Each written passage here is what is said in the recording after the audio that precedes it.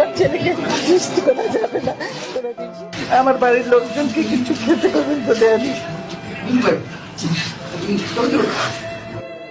দীর্ঘদিনের সংসারের সব মালামাল রেখে আমাকে এক কাপড়ে বাড়ি থেকে বেরিয়ে আসতে হলো,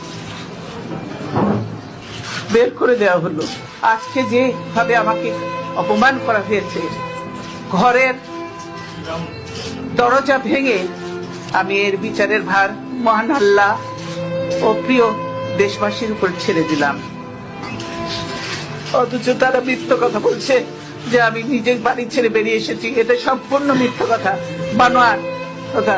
তারা জবরদস্তি ধাক্কা মেরে আমাকে বাড়ি থেকে বের করেছে। আমার কাছে এসেছে দেশনেত্রী বেগম খালেদা জিয়া অসুস্থ, দোয়া করবেন তার জন্য, আল্লাহ যেন তাকে হায়াত দারাজ করেন। এই বাংলাদেশের এই ক্রান্তিকালে তার বেঁচে থাকার দরকার আছে, আল্লাহ তাকে হায়াত দারাজ করুক, সুস্থতা দান করুক।